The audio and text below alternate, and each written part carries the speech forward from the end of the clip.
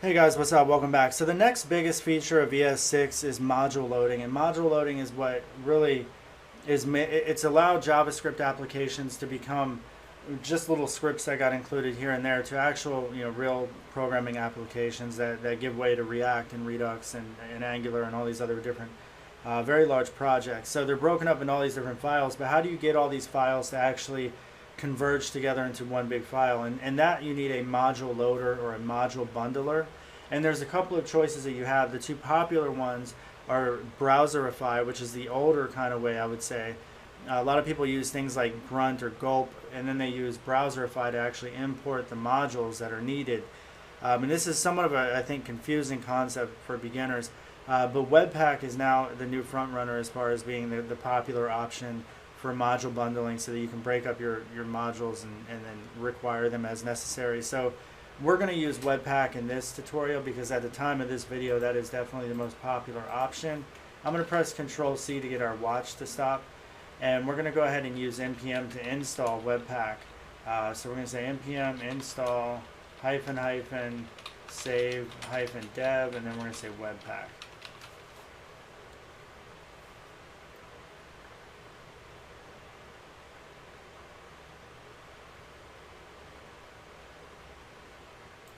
Alright, so now that Webpack is installed, what we need to do is create a webpack.configuration file. So we're going to create a new file, say webpack.config.js. And inside here we need to say module.exports equals, and it's a JavaScript object that's being exported. We're going to give it an entry point, which is going to be the file that we currently have, which is first.js. That's the entry point. And then our output is going to be an object that has a path, and we're going to say dir name, and then file name is where we're going to say bundle.js.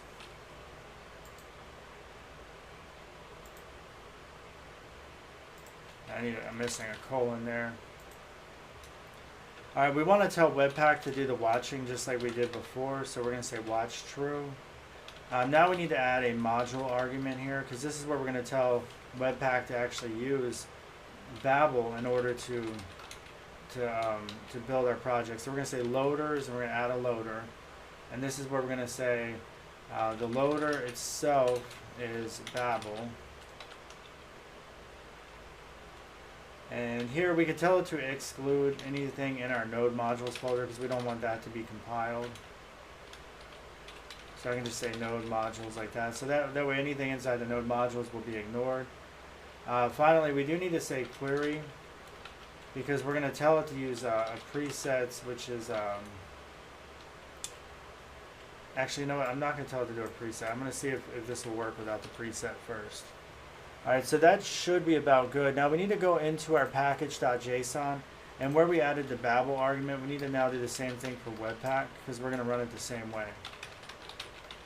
Alright, so now we have that. And if we go back to our command line, we should be able to say Webpack or npm run Webpack.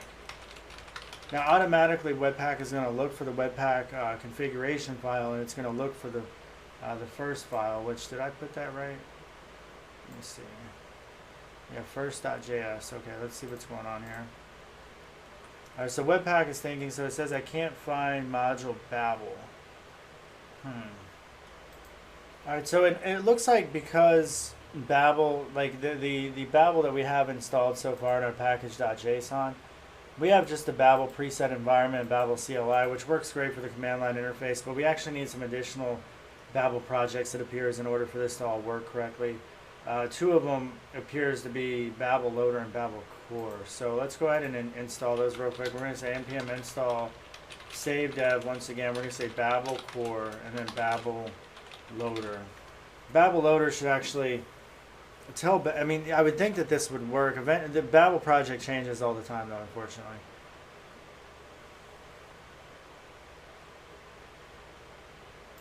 Alright, so now that we have that, let's try this again.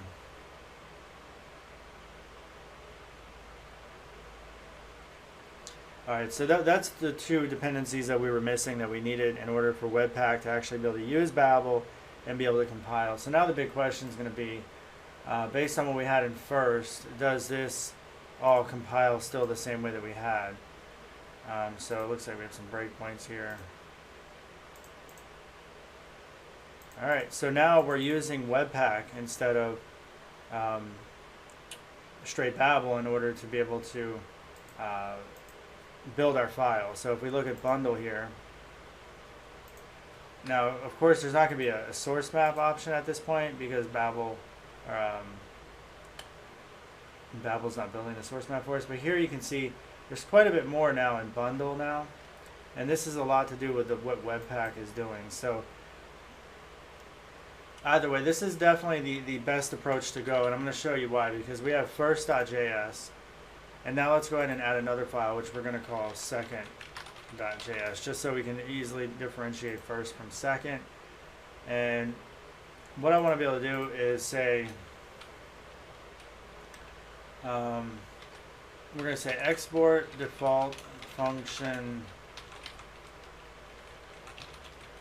test, I guess I'll call it test second, and this is going to be just a simple function that says alert I'm loaded.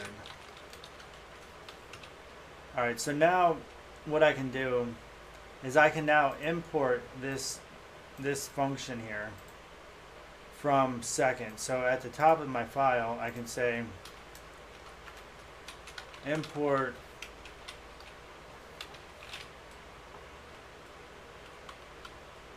test second from I need to give it a file pass, so first.js. Alright, so I think that file path, this might throw an error, but what we're then going to do is we're going to test second by actually firing the function from the first. And let's make sure Webpack is watching. It looks like it says can't find file directory first, so I might have that wrong. So I'm going to get rid of that dot.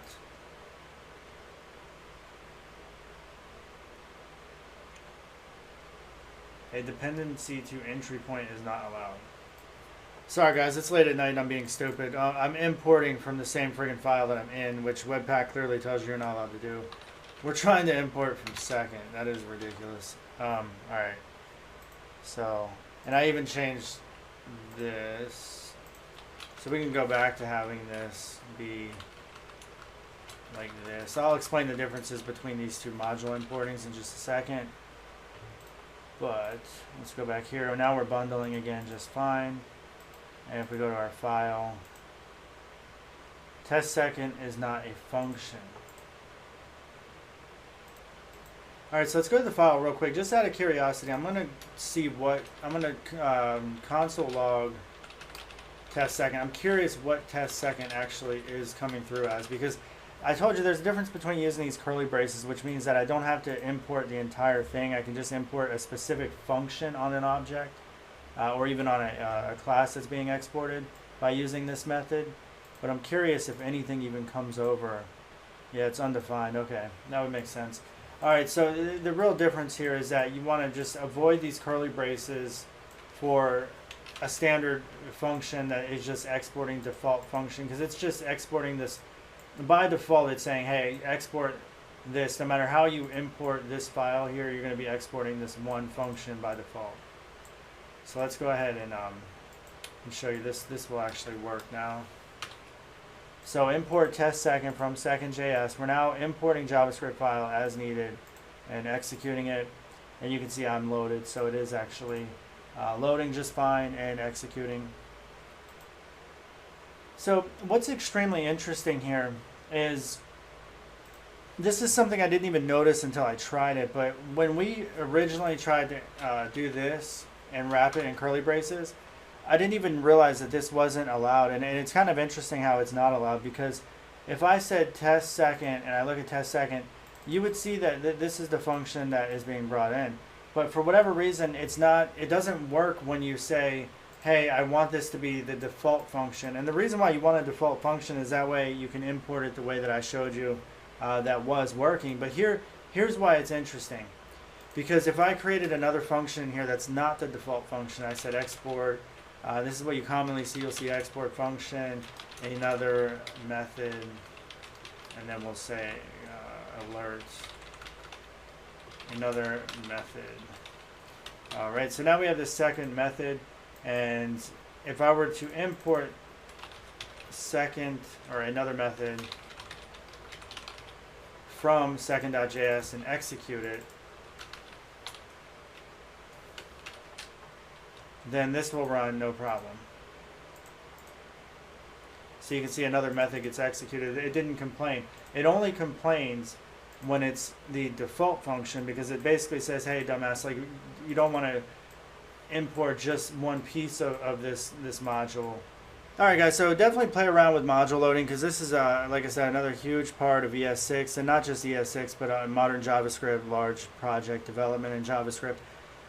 So hopefully this helps you out. Make sure you guys vote up the video and subscribe. I appreciate your support, and have a good day. Bye. Hey guys, so a lot of you ask me, how do I get my foot in the door to become a programmer? And I just want to take a moment to mention Dev Mountain Coding Bootcamp is a 12-week intensive course that focuses on the technologies of the here and now for web development.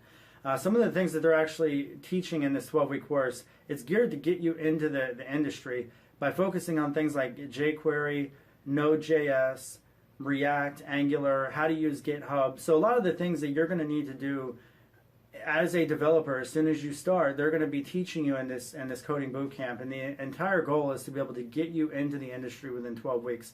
So if you guys are interested in learning more information about Dev Mountain Coding Bootcamp, just check out the link in the description tab of this video. Thank you for watching, and have a good day.